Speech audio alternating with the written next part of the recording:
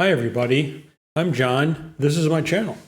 We are now completely finished with Dying Light 1 and its DLC called The Following. So in this episode, we're going to talk about it a little bit. This is our wrap up. What do we like about it? What didn't we like about it? Well, let's talk about the game, the main game. What did we not like about the main game? First person. That's just for me. First person. I do not like first person games.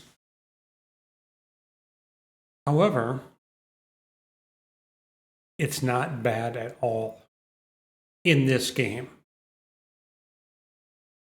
I would have liked to have been third person. I just would have liked it better. But maybe it wouldn't have played as well. I don't really know that for sure.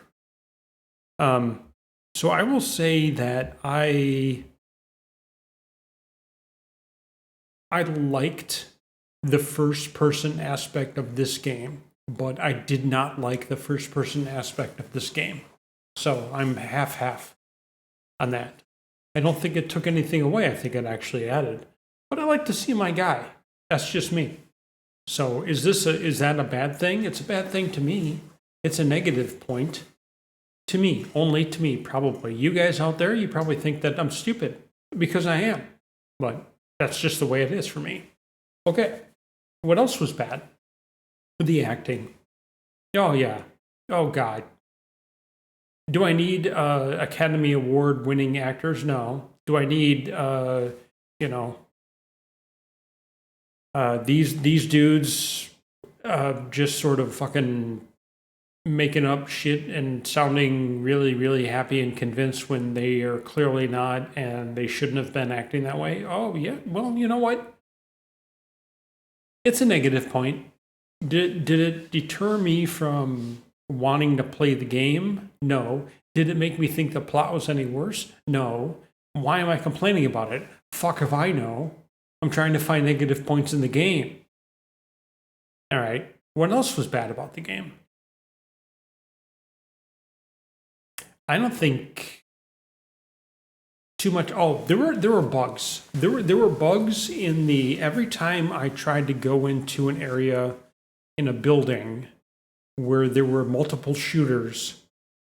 That sounds really bad, but you know what I'm talking about. A little close to home, right? All right. When we went into a building that was taken over by Rice's thugs, and we had to kill them all with our guns or whatever. They had guns. It would just fucking crash. Incessantly crash.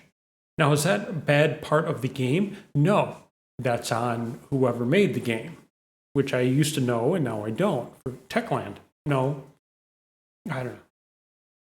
All right. What else? I don't know, man. I don't think anything. I thought about this for a long time before I got on here. I even made a little fucking notepad document on my Mac. It's not called Notepad on a Mac, whatever it's called on a Mac. iNotepad, maybe. All right, let me look at what I have here. All right, so good points about the game. Okay, I actually liked the plot. It was very simple. I could understand what was happening. This is right up my alley, man. I just need things in black and white. And they were. It was simple between the siblings. It was simple between Brecken and the people underneath him. Brecken was just trying to survive. He was not even anybody of any authority when before the breakout or outbreak. He was a parkour instructor, right? So, I mean, he even dressed like it, for God's sakes. The parkour was really good. I love jumping around in that shit. We died way too many times. Doesn't matter. Doesn't matter. The penalty for death was pretty good in this game. You got docked. I think it could have been worse. It could have been better. I mean, like, you should have been docked more survival points when you fuck up. I think that's how it should be. I like games that have real consequence in the game, like a Souls game, right? Like Bloodborne. Okay, I loved the combat. I loved the weapons. I loved how you could upgrade all your weapons. I loved the fact that you got 80 million weapons. That was awesome. And then you could break down the weapon. You got different tiers of the weapon. You could enhance the weapon with all different types of blueprints and things like that. It got a little crazy with the amount of stuff you could do, especially when they started throwing in the DLC stuff. You know, all of the different blueprints and things. Some of the fetch quests were a little like, come on, man, right? But for the most part, I enjoyed going even on all of the fetch quests.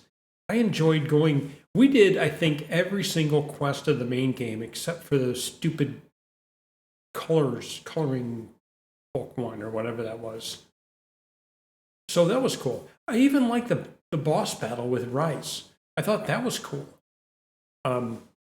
So that was all good in the game. I liked how Kyle gradually. Let me come back to that. How Kyle gradually became a believer and more of a citizen of Haran as he understood what the GRE was actually trying to do, which, duh. And what Rise is doing and the relationships that he made. Now, I think that it needed more time. Okay. And, you know, it's a game, so there isn't that much time. So Kyle's sort of transformation from being, rah-rah GRE to, you know, I'll do anything for Brecken's group and fuck you, GRE, was going to happen fast. I just think there's not enough game, there's not enough stuff, you know, filler. It would have to be like a much longer game in order to appease that part of me that wants that to happen more gradually. You know what I mean? Although I liked it, I understand what they had to do, and I like that too. Okay, now going into the DLC, I loved the countryside. I loved the buggy. I loved that whole dynamic. Again, though, it happened way too fast. I mean, we had to not only that. Okay, and I'm referring specifically to like the skill tree of your car. Okay, and that kind of thing. But like so you go into the countryside and you're part of the group or wind up at the group, and they don't want you. And so you have to do things for them in order to raise your stat in order for them to trust you. That happened way too fast. Like, way too fast. In my opinion. But then again, it happened how fast it probably could have for the length of the DLC. So is that a real negative? No. It's something that I would have liked, but that would have made the DLC much longer. In order to appease I think it should be this long before I gain a level of people paying attention to me. All right. So I also think one of the things about not only the DLC part, but the main game was how aggressive the volatiles got over time. They started out wandering around, not paying any attention to you at all, to wanting to what are those guys called? The ones who blow up. A bomber. To like bombers on every block, right? So it really, really ratcheted up. I mean, it got to a point where when the bomber blew up, there were like 15 volatiles attacking me. Crazy. And I loved it. It made the game, okay, so my guy was overpowered. Because you can be overpowered in this game.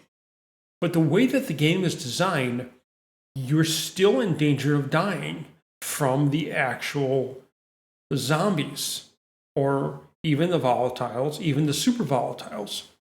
You're in total danger of, and if you need to go up in some fucking tower, you'll fall off and die there too. I'm not talking about that, but I am too. So that's what I mean. What I mean is that particular part of the game, I think, was great. It always made it tense. It always made the mood tense, especially at nighttime, or when you're trying to fit a quest in and you got an hour left until nighttime and you're in the middle of fucking nowhere, and you know damn well if you try to complete this quest, even a fetch quest, that you're not going to be able to get back in the nighttime while there's light out. Okay. But as you saw when you watched my episodes, you could run around at night and you could avoid those guys. But you have to be a little stealthy. A little stealthy. It doesn't take that much stealth in order to do it. You just need to watch the map. Go around, right? Go around in the different areas. Stay away from the cones, the viewing cones for the super volatiles. What else do I have here? Okay, so some of the blueprints, they're fucking awesome. They're awesome. I love how you can craft weapons. You can craft whole weapons. You can craft everything. You can craft Molotovs. You can craft weapons. You can craft med kits. You can craft med kits multiple ways. I mean, this game gives you everything that you need to survive. And there's stuff everywhere. It respawns. In every building, there's stuff. And they did a really good job, I think, of randomizing it. Now, you guys might not think that, but I thought it was. I haven't played too many games like this, so I don't really know. You know, I played Fallout 4. Is it Fallout 4? I like Fallout 4.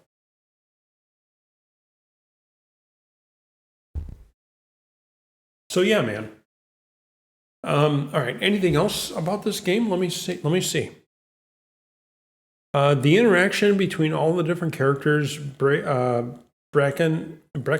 Jade, Jade's brother, the dude Spike, the dudes at the tower, at both towers, in Old Town and in the slums. The fact that you can fast travel between the slums and Old Town, so good.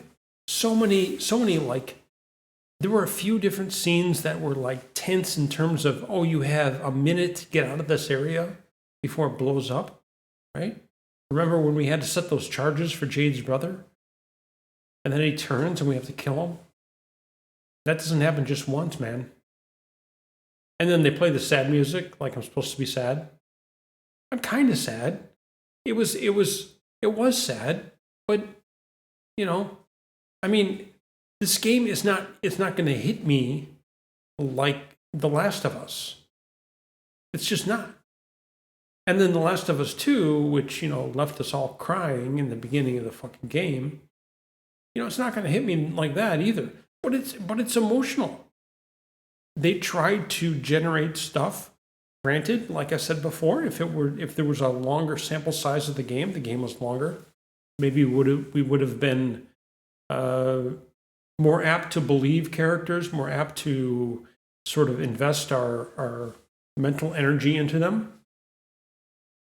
But this isn't that kind of game. I mean, they did throw a little bit of that in there. This is like a solid 8, man. This game is a solid 8.